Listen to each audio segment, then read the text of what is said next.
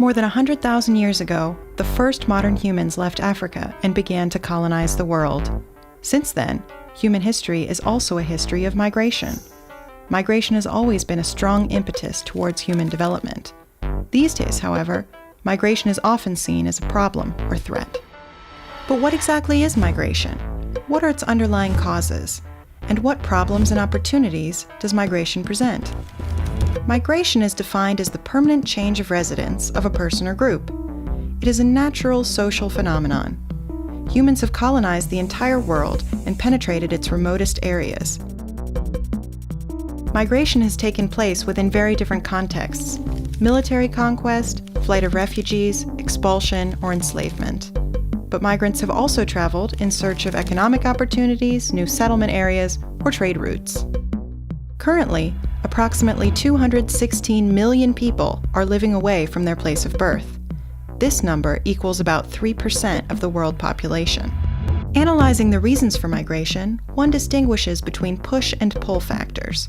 Often both appear together. Push factors are circumstances in the country of origin that lead people to emigrate, for example, poverty, war, or environmental disasters. Pull factors are conditions in the destination country that make immigration attractive, such as economic opportunity and political freedom. Considering these reasons, one distinguishes between different forms of migration. Asylum seekers are fleeing war or persecution in their home country. The internationally accepted Geneva Convention states, no person may be sent back to a country where they face inhumane treatment, torture, or the death penalty. Labor migration is based on the hope for a better economic future. But it can be difficult for people from poor countries to get a work or residence visa in a rich country.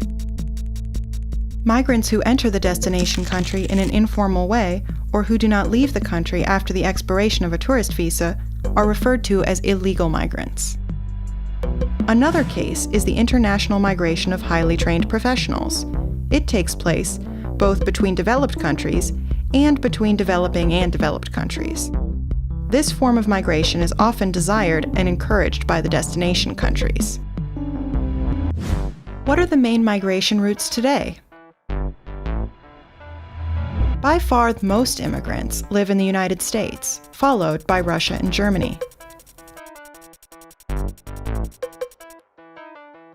The main countries of origin are Mexico, India, China, and Russia.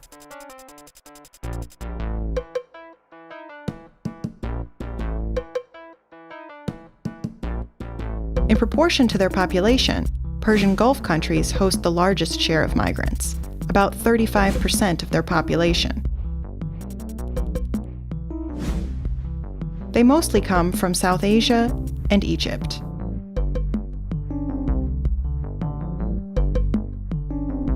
Most migrants in the U.S. come from Latin America, particularly from Mexico.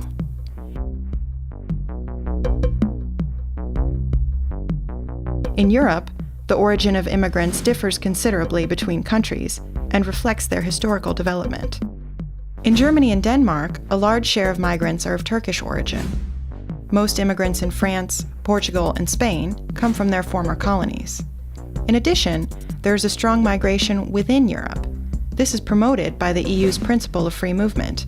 Citizens of the EU are allowed to live in any EU member state without restrictions. Nowadays, migration is often seen as a threat. This is caused by a number of fears. For example, the idea that immigrants are expensive and a burden to the welfare system of the destination country. Especially in host countries that offer few opportunities of social mobility to migrants, they are usually the most vulnerable parts of society. Another fear is that the host country will lose what is perceived as its national identity, especially through the influx of groups from other religions or cultures. Often, there is no successful integration strategy, so different ethnic groups live in separate neighborhoods. As a result of these fears, the migration policies in Western industrial countries have become increasingly restrictive. The U.S. has built a giant fence with high-tech surveillance to seal its southern border with Mexico. The European Union is also fortifying its borders. migration is perceived primarily as a security problem. The EU is trying to block migrants before they reach its territory. This is done by bilateral agreements with the departure and transit countries and an ever-increasing control of refugee routes on land and water. In 2004, the EU established Frontex, a joint agency to coordinate the surveillance and closure of its external borders. Human rights groups point out that many refugees with a legitimate claim for asylum are blocked this way. It is increasingly difficult to reach Europe. The result is that migration attempts are getting more and more risky and often end disastrously. According to conservative estimates, between 1988 and 2010, approximately 15,000 people died attempting to reach the EU, more people than at any other border in the world. What is not considered most of the time, migration also has positive aspects.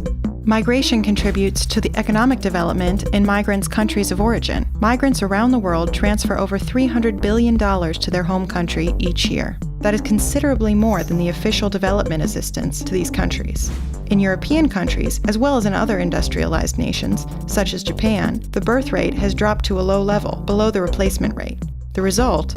Declining population and an aging society. Experts believe that Europe will soon be heavily dependent on migration in order to meet its employment needs and to stabilize the retirement system. Finally, migration contributes to the cultural diversity of destination countries. We see that the debate over migration is burdened by fear and prejudice. The effect is a restrictive immigration policy and strict efforts to prevent migration to destination countries. This is not just a problem in terms of ethics, but also politically and economically questionable. In order to deal with the problems attached to migration, it is especially important to develop and implement a constructive migration policy. Such a policy would include regulated immigration, as well as provide rights for legitimate asylum seekers.